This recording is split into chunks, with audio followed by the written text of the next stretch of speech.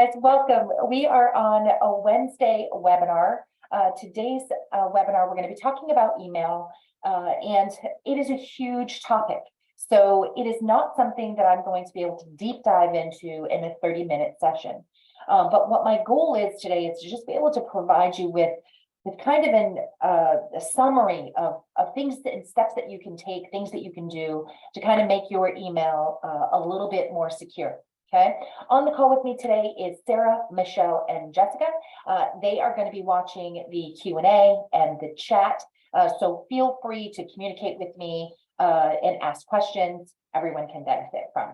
Okay, so please feel free. Now, we only have 30 minutes, so I want to get started.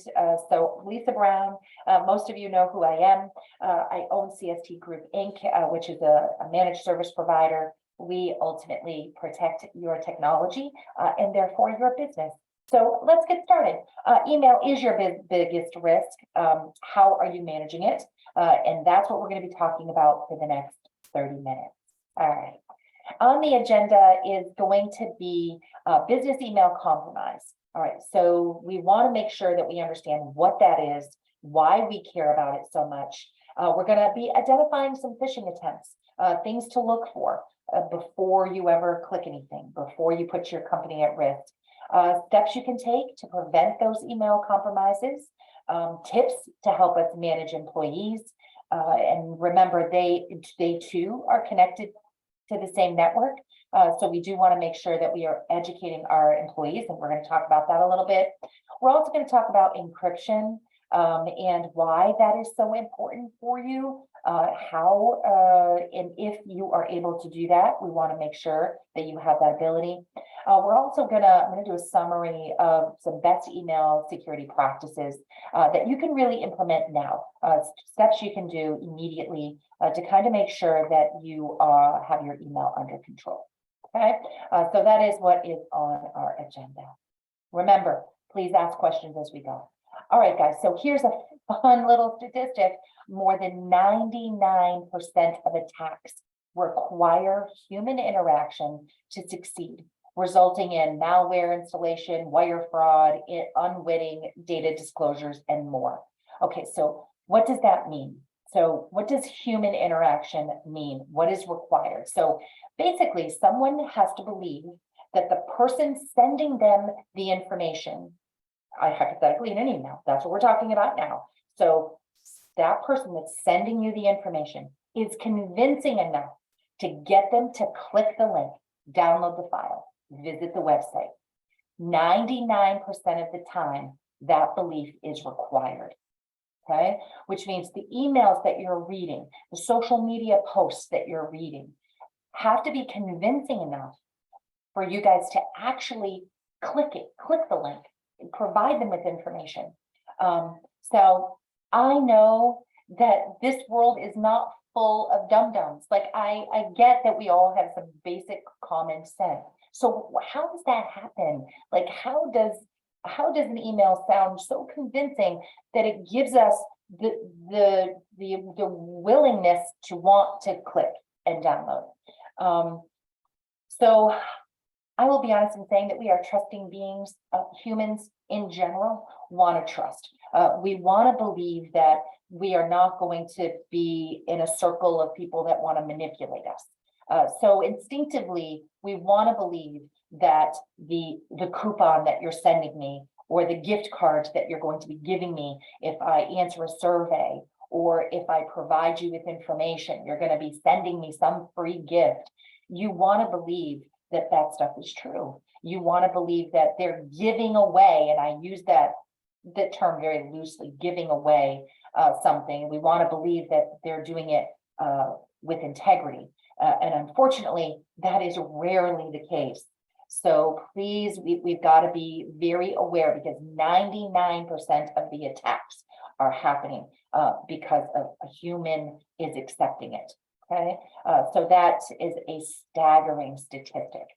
All right, so spam is still the problem. So why is this such a big deal? Why? So here's what I want to talk to you about with regards to just email in general. Email in general. All right, you open your email and you compose a message. Okay. You put in who you're sending the message to, it's coming from you. You normally put in a subject line, and that subject line is normally just a few words of what you want to convey, right? Why do you want me to read your email is normally what's in the subject line. And then you type your email to me, whatever that is. And then you hit the send button. Okay, so you write the email, you hit the send button, and it leaves your building, it leaves your internet connection, and it goes up into the internet world, and it looks for the mail server that you're using. Okay, so whether that be Microsoft Office, or whether you're using Yahoo or Gmail or AOL or Time Warner Spectrum, Comcast, any of those. It goes up into that server and it identifies, okay, yeah, I know, Lisa, that's her email. Where is she sending this email? And then it kicks it to wherever my sender's mail server is. So depending on their email address, it has to go to their mail server. All right, so it now identifies and says, yep, okay, I know who this person is, so let me deliver this mail. Okay, so it then delivers it to the person successfully that you have put in the send to field. All right, now that entire process happens within just a couple of minutes, right? Just a couple of minutes. And the email arrives in your sender's inbox. It's magic, right? We use it as a primary way of communicating now. And we love it because it's almost instantaneous. All right, so think of that email as a postcard. That's what you need to think of it as. It is you writing the message on the back of a postcard, putting that person's address on it, and then dropping it off at the postcard for everyone and anyone to read. Okay, so that's ideally what an email is. It's just you very quickly shooting a message out via the internet. So when it leaves your building, you officially have lost control over it. Okay, it's gone. It's gone out into the world. And that is where the struggle is. The struggle is that when you hit that send button, it absolutely leaves your building and therefore is open to everyone. All right, so keep that in mind when you're sending an email. Think of it like a postcard. Anybody can actually intercept. All right, so why do we care about what is in an email? Why do we care? Okay, the reason is because it is huge business, big business. $20.5 billion a year is lost via email and human interaction interception of emails. Okay, all right, so any email that contains personal identifiable information. Now, ironically, in some states that includes your email address. So just note to self, sharing email addresses in some states is considered personal identifiable information. So be careful of that. Anything with money, any email with money referencing financials, anything like that, huge dollars. All right. So an email as simple as, I would like to transfer money to you. I would like to transfer funds to you, could potentially be intercepted with regards to it having some keywords in the email. All right. So cyber criminals are not sitting at a computer watching emails pass. They have programs that they have written that they search email content and they are searching for keywords. Okay. Keywords like anything named, date of birth, social security number, SSN, DOB, bank account, anything that they believe could contain some sensitive content. Okay, so that's why I say any email that contains something like, can we negotiate the price? Okay, so anything like that has the ability to be intercepted. Okay, caught in between you hitting the send button and the recipient getting the mail. Okay, so we want to be super cautious. It can no longer it can no longer be kind of open with regards to what kind of content we're sending in an email. So we're just going to be super cautious. Okay, they're not sitting out there staring at a computer anymore. They're scanning. That's what they're doing, and they can scan billions of letters and content looking for very specific keywords in your email. And cyber criminals can hijack that. They can catch it kind of in the middle after you've hit the send button, but before the recipient's received it. Okay, all right, so here's kind of some bad stuff, and this is kind of the percentages that are out there. So 85% of emails are spam. Okay, now I know, I'm confident that you are all very familiar with spam. Okay, you have all get it. I will tell you, I get hundreds of emails a day. And I want to say more than 85% of them are truly junk. Okay, they're garbage. All right, but this is kind of how that breaks down. So 36% of that 85 is truly advertising. Okay, that's something that, you know, some company wants to sell you something, so they're advertising. 32% of them do contain some adult content. 28% are financial related. They're asking you to act on something on the financial side, and 4% are others. Okay, so we certainly want to be super cautious with regards to the content in our emails, the way that we word things, because there are bots out there that are basically searching for keywords. All right, so we want to be super careful. All right, now everyone, every online store you shop at, so anytime you do any type of online anything, will oftentimes ask you to set up an account. Right? You have to set up an account to purchase, you have to set up accounts. I have a special email that I do that with, just because I know that that has the potential.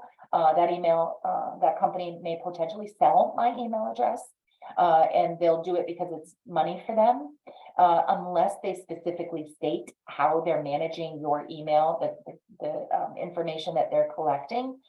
They truly may sell your email address. And if they sell your email address, then that opens up the world of your email to spam. All right, so we want to be super cautious with regards to how we're giving out our email addresses, because it does put us at risk. All right, now we also have something with regards to our social media accounts. Now, I'm not referencing this video, this webinar is too short in the 30-minute time frame to really talk about the social media side, but I did want to mention that also holds true with regards to your social media accounts. So please be cautious with regards to filling out a survey on social media. Facebook posts, your friend may post and say, hey, have you ever done this in your lifetime? And you answer a survey. Please do not do those. Those are all kind of collecting data about you, and it helps with regards to answering security questions that you may come across. So please be careful about how much information you're sharing, not just in emails, but on social media as well. Okay. All right. So business email compromise. We want to just make sure that you're aware of wanting to look for some things with regards to your business email. Okay. So once again, it's the #1 portal of all attacks and compromises. So we just have to be educated. Never click on a link in an email. Okay. If you cannot verify who sent the email and why they are sending the email, please do not click the links. All right. Now, here's the thing. This company, CST, truly will send you emails with links, because that's how we get you installs, and that's how we get you, to our website, and that's how we get you to our content. All right, now we will always kind of explain why we're doing that. You know us, you know that we're a real life company. Now, heads up, my email has been compromised just because of the work that I do. So sometimes if it looks unusual, you're getting an email from me, but it doesn't look like an email from me.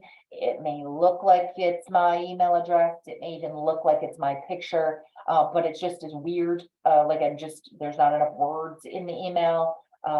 Then you want to be super cautious, even if it's from somebody like me who you've corresponded with in the past. All right. Never open attachments in an email if you cannot verify, once again, who sent it and why.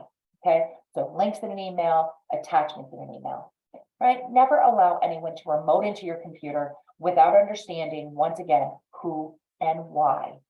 We get a lot of customers that will come in and say, I let somebody in my computer. They called me on the phone and said that my computer was infected and I was going to be arrested, that the FBI was investigating.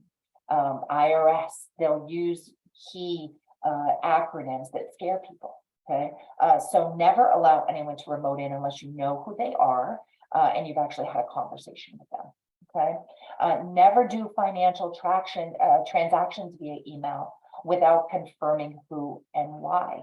And it just happened where we had somebody that was going to make a $60,000 transaction via email for the purchase of an item.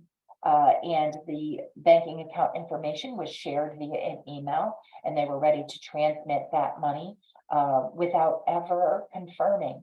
And we were able to talk to the client and say, look, we don't do that. We're gonna reach out to that company again, and we're gonna verify that banking information is the correct banking information. It was in fact not the correct banking information. So that would have been a very expensive mistake. So let's not do anything on the financial side via an email. And if at all possible, use encryption for all confidential email exchanging sensitive information. And that does include anything on the financial side. So when you're getting an email, we want to make sure that you're understanding and remembering the who and the why. And when in doubt, call the sender of the email and say, I just want to make sure that I've got the information correct. Okay. So there's got to be a secondary verification. All right. So just keep in mind those few things. All right. All right. So how do we identify phishing attempts? So phishing is basically when an email is sent to you, right? It's an email is sent to you, and they're looking for personal information about you. Okay. They're looking for information. Now, it doesn't always have to be an email. Right. Once again, it could be a phone call. Now they're doing text messaging, otherwise called smishing. So instead of phishing, it's smishing. Remember, these are all social engineering tactics created by cyber criminals, and they're using them to trick you. They're tricking you into oversharing. That's what they're hoping to do. Okay, so that's what a phishing or a smishing attempt is they're just trying to pull information out of you. All right. So remember, who is the message coming from? Do you know them? And if you do know them, be sure to look at the actual email address. Look at the address. Even if it's coming from me, even if you recognize the address and it appears to be accurate, it's not always. All right. Look at the why. Why are they emailing you? Normally that content is found in the subject line. I will tell you that artificial intelligence, AI, is playing an active role with cyber criminals because we used to be able to identify emails by the wording, right? Like we'd get an email and it would have a mistyped word, or it would be missing, part of the sentence. Like it just didn't make sense. So you kind of knew that it was probably somebody who did not speak the English language regularly that had written the email. But now they're using artificial intelligence to help them write very convincing emails and correspondence to you. So please be careful. We want to understand the why. And obviously urgency. So most cyber criminals will attach some type of urgency to you responding and acting up on the verification. So please be careful with anything that is it's conveying urgency. We want to make sure that you're not getting tricked into doing something because of time, right? They're trying to get you to not overthink. So those are just some really quick things that you can use to evaluate emails. Now, here's some email examples. Now, there's only 2 examples here because my slides, really, I want you to be able to see them. Obviously, when I look on the left side of both of those screens, that's the summary of my Outlook. So you can kind of see with regards to some of the emails there. But it looks like portal administrator. Once again, I'm not really sure who that is, but it looks like maybe something was quarantined, which means it's not getting to me, right? So I was a little confused by, hey, it's not getting to me. So what's happening with that? And obviously, you can see it wants me to review now. There's a button there. So obviously I don't know who that sender is. I have no idea who that is. So I'm not sure who that is. So you can see in both of them, I've kind of got doubt. I've got doubt now because I'm not sure who they are. So one wants me to click a button and one wants me to click a link. I deleted both of those because both of those are fictitious emails. So you've got to be able to identify kind of those 3 sections of an email address. Okay. All right. Now, here's some steps you can take that truly to prevent email compromise, right? I want to make sure that your email is never compromised. We do offer dark web scans where I can tell you whether or not your email is on the dark web. And once your email gets to the dark web, it's very difficult, it's next to impossible to pull it out. So we want to just be cautious with that. But I want to give you just a few steps to take. All right, so number one is I would prefer that you use a professional email, okay, a domained email, something that can professionally identify you and your company as being you. We are CST Group. The domain for us, our website, domain and website, ultimately the same thing, is CST support. So when you communicate with anybody here, all of our employees have a cstsupport.com email. All right. So I'm Lisa at cstsupport.com. The staff are basically we follow kind of the same rules. When you are looking at emails and you're evaluating, corresponding with one of your vendors, a customer or a company you work with, you can kind of tell whether they're using obviously a Yahoo or a Gmail, or whether they're using a domained email. I prefer you use a domained email. I can't protect you from an email, from the crap that's coming in your email if you're using Yahoo or Gmail, because their servers are controlled by Yahoo and Gmail. So it's just a little bit more difficult for us to control. So just be aware. I'd rather you kick into a domain email. Number two is enable some SPF, DKIM, DKIM, and DMARC, DMARC entries in your DNS records. Okay, now I know that's a lot of acronyms and it's a lot of technicalities, but your IT provider or your mail handler, whoever's managing your mail, should be able to activate those. All right, they are on the back end of your email account, so that when you hit the send button of your email, it goes through some of those verifications to make sure that you are who you are. So it kind of eliminates the ability for somebody to hijack your account because it will verify with very specific identifying numbers that verifies you are who you are. So those are some relatively simple steps that you can take, and your IT provider or your email handler, whoever you get your email from, should be able to put those on your account. Okay, and it does happen on the back end. All right, number three is add a spam filter. So try to get your spam isolated and quarantined into one place.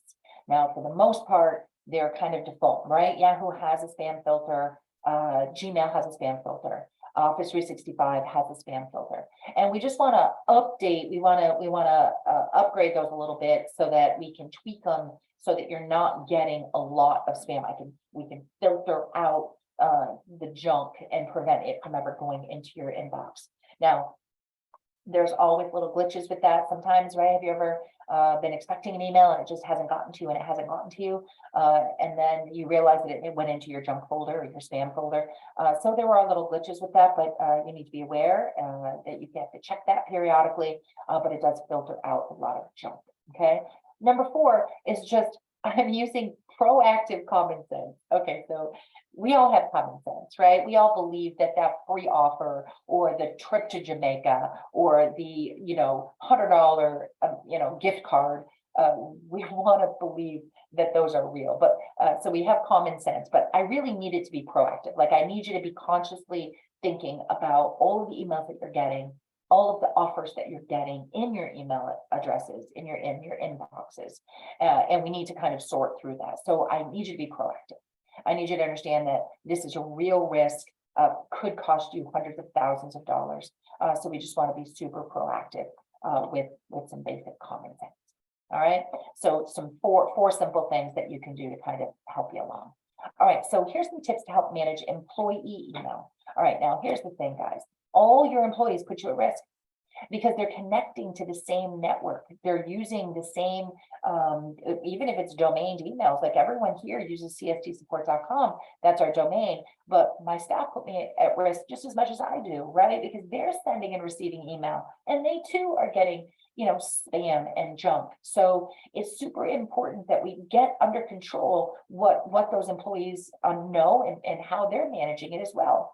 So putting together a plan or a process of what an employee does when they receive an email that looks suspicious? What's the process for that? Is it an email that's looking for information, and that information could be personal identifiable? Is it somebody asking for some financial information, and how are they managing that? So putting together a process of how your employees are managing their email is super important. Get something written down, okay? Something that they can follow. Okay, so here's the three things I want you to educate.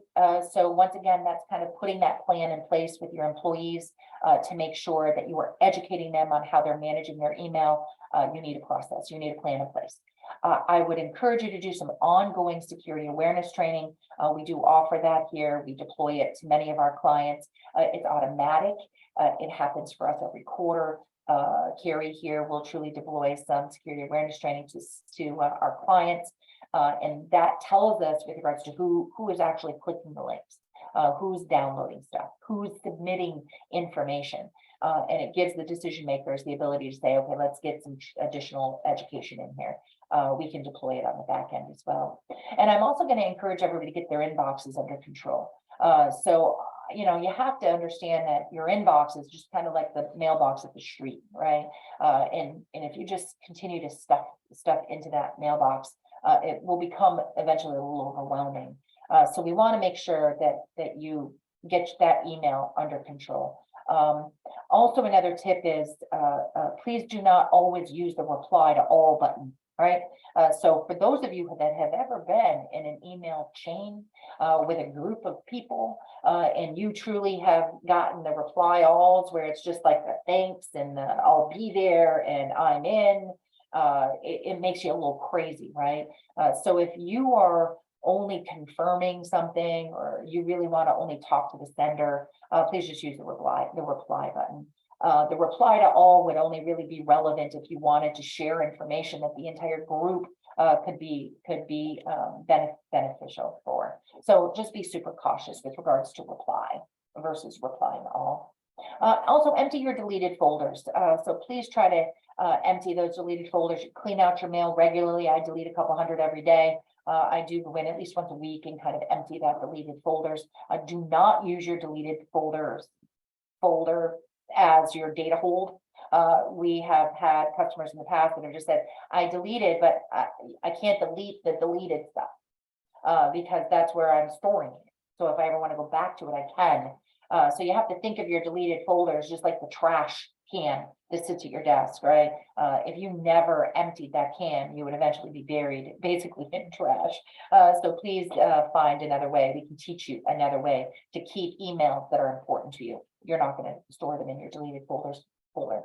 And do not keep every email you think is important. I was the culprit of that. I just, you know, every little thank you, every little response I got from my clients, if I was corresponding with them, I put it in their own little folder and I sorted it. And now 23 years later, I have folders for customers and clients that are just astronomical. So now I have to kind of go through and clean those out. So please make sure that you get your inbox and your folders under control. All right. Encryption. All right. When and why? Now, I know I'm sure I'm going over on time, so bear with me. Encryption, when and why. So we want to make sure that all emails sent that contain sensitive personal identifiable information or anything financial should be encrypted. All right. Which basically means that when you hit the send button to send an email, it goes up into the world just like normal, but it's all jarbled. You can't actually scan it. You can't read the words. It jarbles everything, and it doesn't unscramble it until it gets to its destination. So that's basically what an encryption does. Talk to your email handler. Make sure that they can offer encryption. We offer it here. Microsoft 365. We can add encryption. We can add some spam filtering to your accounts. So you absolutely should never send an email with any of that information if it's not encrypted. Okay. If you need to share that information with someone, pick up the phone. All right. Pick up the phone and do that. All right. So best email security practices that you need to implement now is number one, just a summary, use a professional email address. Okay. Use a professional email. Try to have it with your domain. Even if you don't want a website, that's fine. All right. You don't have to have a website. but you should have a domain email. Be cautious of spam. You got to be proactive with it. You got to assume everything is junk, like everything is trying to get information from you. Implement SPF, DKIM, and DMARC protocols that can all be done by your IT provider or whoever's managing your email. Educate everyone and implement ongoing security awareness training. You got to educate, you got to talk about it. You got to put some processes in place. Encrypt all email containing PII or anything financial, and then clean out your inboxes and be sure to empty those deleted items. Okay, so it's just a quick summary of some best practice. All right, guys, now here's some upcoming webinars. You know we do Wednesday webinars once a month. Here is the updated schedule for the remainder of the year. So just so that you have it, that slide will be available to you. All right, we do have a special offer with regards to this webinar. We will do free dark web scan. So if you are interested in knowing whether or not you are on the dark web already, please let us know. Those are both of our location phone numbers. We can do a free dark web scan. It'll just give us the ability to see whether or not you're present, okay? And we'll even provide you with action that you're going to take to correct that. We can also do a free network assessment. So if you're a company and you have more than 10 computers and you really just want somebody to evaluate what you're doing, if you are protected across the network, whether you have things in place that are going to keep you safe from cyber criminals, please just reach out to us and we can offer that to you free of charge. Okay. So Sarah, I know you're on the call. Is there any questions?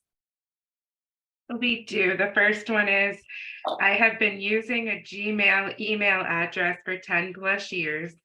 How do I get a domain email and not lose those emails, all while communicating with my customers?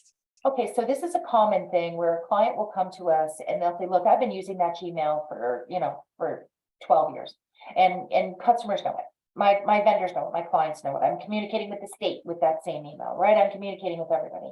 And it's hard to let go of. They feel attached to it. It's relatively easy to create a domain email, and it's not that expensive, right? It's not that expensive.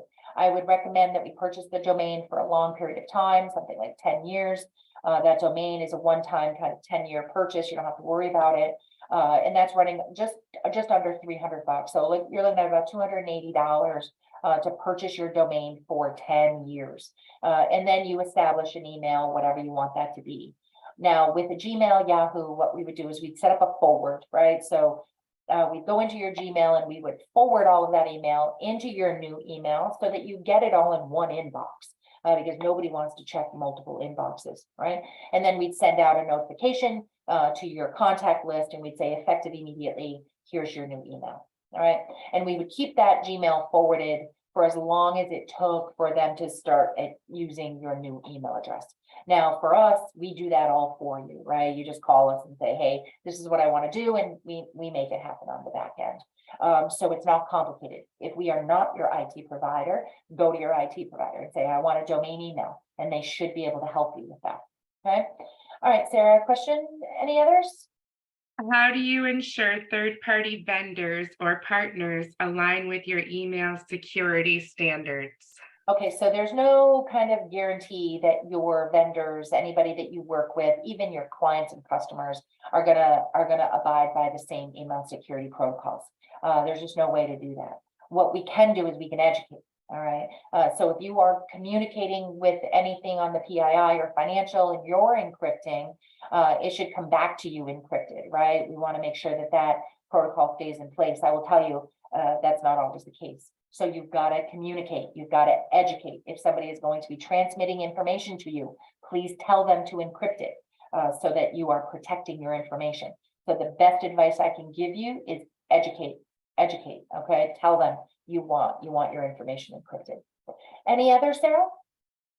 Just one more. How do you handle an email phishing attempt or email account compromise? Okay, now it's very difficult for us to handle the phishing attempts, right? Now we can block senders. We can mark them as junk so that if they communicate with you again, it kind of immediately goes into your junk folder, right? So that's something that it's kind of proactive. You can say, look, this is junk email. I don't want to see it anymore. And you can do that to sort your mail, but it's really hard to kind of stop those attempts.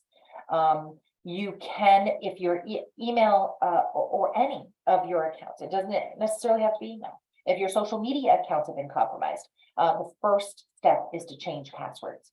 Okay, so immediately log into your account and change your password, because that is how they got in, right? They duplicated a password. So I would suggest that with any phishing attempts that you put them as a blocked sender, or you push them to your junk email. And if you've already been compromised, step number one is to change your email password. Now, password management is a whole other webinar where we talk about how you're managing passwords, because we're going to stop using the same one over and over again in a different variety of characters. But that's a whole different webinar. We don't have time for that today, but I'm hoping that I have answered your questions. Thank you all so much for attending. As always, I appreciate you very much. And until next month, we will see you then. Bye, everybody.